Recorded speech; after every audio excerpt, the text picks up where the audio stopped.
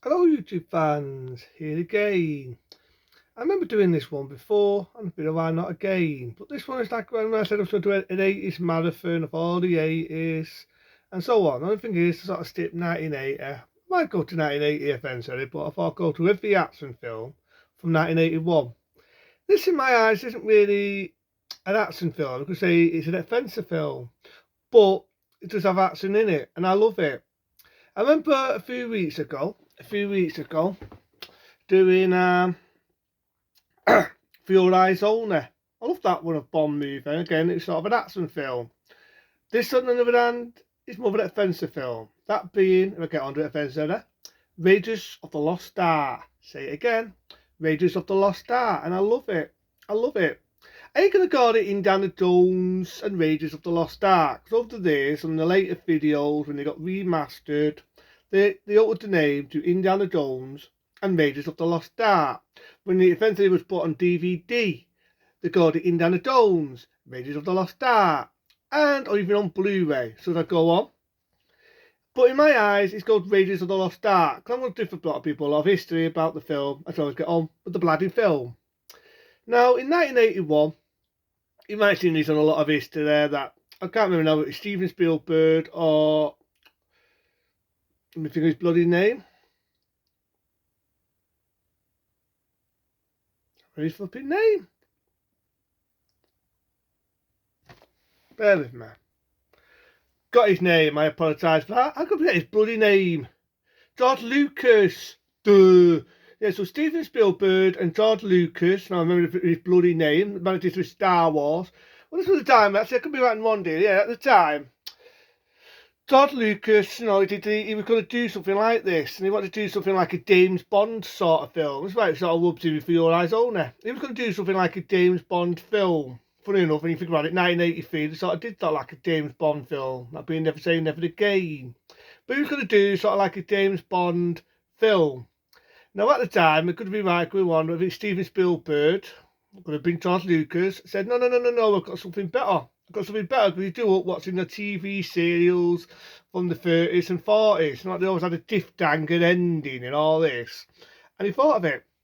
And we could have got it in Indiana Jones. They wanted to see if it would rub off and if it became successful, just like the Star Wars films. They'd make sort of like a 2 month spin-off series of this, being Temple of Doom, Last Crusade. So they called it Raiders of the Lost Ark. In my eyes, it's called Raiders of the Lost Ark and always will be. Right, moving on. Now we get to the actors. Originally, it could be Tom Selleck. They auditioned a lot of other actors to play the role of Indiana, being in there. And there's a bit of me who would have loved to see Tom Selleck play the role of Indiana Jones. I've seen it original, where they do the acting and they do reviews and they do have them auditioning. And I saw original auditioning tapes and he was bloody brilliant. Tom Selleck was brilliant. And they weren't going to have Harrison Ford. The same as they weren't going to have Harrison Ford do Star Wars. They weren't going to have him do that, believe it or not. You know, they had him in American Theatre. And they did the same with this and all. But then they saw him in Star Wars. And I think at the time, I feel sorry for Tom Selleck. Because even though I do love Magnum P.I., his agent ripped him off, conned him, and said, oh, no, they're not doing Raiders. Long behold, they were doing it. And it was roughed in the same area when he was doing Magnum P.I., the TV show. He could have had that looks of it. He could have had that bladding looks of it of playing the role. You had Son Lung, who originally could have played Adrian, you know. Not Adrian Durr, didn't film all the devil. Thinking of Rocky now. Marion. So they originally could have Son Lung as Marion, if you all know, played in Blade Runner. But she never got the role. And I'm kind of happy when mate got the role got to Nancy Arion. Because I love Nancy Arion. She's natural, she's pretty, she's spunky. I remember seeing her in a coming of age sort of film called The Wanderers. 2 days before she had the looks between Raiders of the Lost Ark and the Starman. I remember seeing in a film called The Wanderers. She also played in Animal House. I remember a comedy called Animal House. But my favourite role of Nancy Arion had to be The Wanderers. I thought she was brilliant in that. Even though she didn't really in it that much. The bits she was in it, she left a presence. That's all I can say to them all. She left a presence. Now we get on with the film. You've got Harrison Ford, as we know, got the role.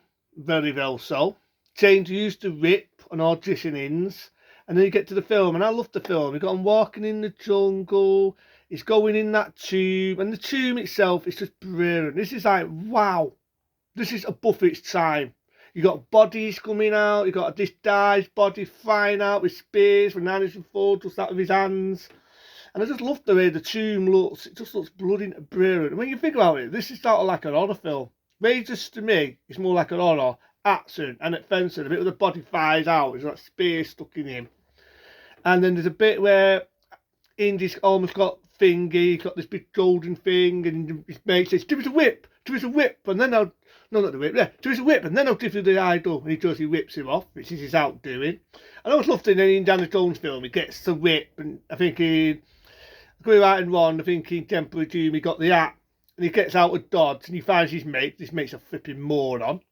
He accidentally walks through the light, and you see the aftershots of his body with a spear in his head and a spear in his dolly. That's what I mean. This is for PT. This is like a ballsy, bloody film. And he gets out of Dodge anyway. And he actually meets his evil villain called Sonomé. Not Sonomé. But yeah, he meets his main villain in it, who's all the way through the film. And then he's told to look for the art. I mean, you think about it, this art is brilliant. They go through all the tombs and eventually they find the box. All gold, beautifully done. And you think, why do they, because this place, 1936, to do with Germany and all that. And I always remember Trolled. I remember Boris Johnson looking a bit like Trolled. Say if his head bald, and I swear Boris the Dollis looks like Trolled. So I also like the villains in it, Baycock, that's his name, Baycock. And his mate finds him out, and he said he's sort of like the evil artist. There's a bit in it where he's winding Indy up, and he says, "One day I'll get you to touch the light." But again, I love the bit where he's in the tomb. He has a fear of snakes. He's in that tomb with all the snakes, real snakes. Another bit of history. They originally were going to use fake dummy snakes, all robotic, but there was breaking down, all the CGI rubbish. And they managed to burn the snakes. There's no true to snakes, but they used loads, and I mean loads of real asp snakes. Now, even though I don't love CGI, I'll give it its due. There was a bit of a cock-up in Raiders. Over the years, it's been altered. But originally, there's a scene where Harrison Ford falls on the sand, and he sees the big asp and remembers it. It's stuck next to his face. I also love the bit where you got that big boulder. Everyone else remembers the boulder. In the original trailer, where Raiders flies out, you got the boulder chasing him. I forgot to say that last time. I did an interview with that. But yeah, I love the bit where that big boulder's chasing him, and I just love that scene. But moving on again with the snake, there was a cock-up in the film where you see a reflection of the snake's face next to Harrison Ford's. We all know he wouldn't put his life at risk. But in the film, the CGI had that cock up out, so it wasn't as noticeable than when it first came out in 1981. So that's one bit I will give CGI its due. It can fix mess ups from certain errors. But then, I say, in the film, Indy's trying to outsmart them. They duck Marion. He said, "I'm going to blow up the world today." But they outsmart him. But I think myself, Harrison Ford, being Indy, knew what this box was. It had the evil spirits in it. This is the bit where I say it's again like a lot of film. They open the box, Indy and Marion's tied up, and the spirits are flying out, which again was done by a woman underwater, filmed on the CGI shit. And this is where one of the stupid Germans says, "It's beautiful." Next thing you know, the spirit just turns into this evil skeleton. I love it. The flipping ducks are flying out the German soldiers. Sold's face, it's one of those iconic scenes. To me, it's more scary than any rubbish you see nowadays. His face is melted and melting right in front of you. One of the dad's faces just turned to mush. And again, I do know the dad mild it down because the evil villain, being Baycock, his head explodes. But again, it hasn't really been Steven Spielberg, because Steven Spielberg's one of them, I don't want films to be 18 and all this. So he mild it down where you have fire covering his face, and it's done, you blink, you miss it scene where his head just goes, and his freaking head blows up, and I love it. But the thing is, Marion and Indy get out of Dodge. They get out of Dodge because they didn't look at it. If they would have looked at it, just like the stupid Germans did, they would have turned to mush, just like the Germans. It does would have had the sequels as well. But I do love it. I also love the fact it has a bit of horror in it, like a bit of Marion thinks she's in the tomb and she thinks Indy's there, so puts her arm around him and you've got all them dead bodies flying out. It's always had me wondering whether Steven Spielberg used that idea in Poltergeist. There's always been that debate. I'm not going to go for it again. Who did it? Whether it's Don Hooper or Steven Spielberg. But it just reminds me a bit of Poltergeist where Marion wraps an arm around that, but she thinks he's Indy. You find all them bodies and they're all covering her. You've got an horrible one with a big snake coming out of its dosset. And it's like, whoa, that is more scary than the rubbish that got on all the movies these days. And it's not even an horror film. I mean, I also remember the Australian stuntman who went under the truck and he actually fractured his own legs doing that stunt. So there's definitely a lot of good history about Raiders, and as we know, in the summer of that day, it became a big blockbuster hit. He made 2 more, as well as Crystal Skull, unless I talk about that, the happier. But it was a dud un. It was a dud un. Just making a new one now, which I've no interest seeing. Dad in there. But this one I love. Raiders of the Lost Ark. It's a classic. I can watch it anytime I want. It's one of my favourites. I love the other indies and all. Temple of Doom, Last Crusade. I love them all, but I also have an art on this one. Stuart Watson it was one of my favourites. And I love the scene at the end where Indy started to fence the eye up people not to open the box because he's witness, even though he didn't say he knew, because he knew what he was going to do. And you've got him sealing it up, and it's pushed away with all these dangerous arts and oddities. And you've got that music. That music is iconic. And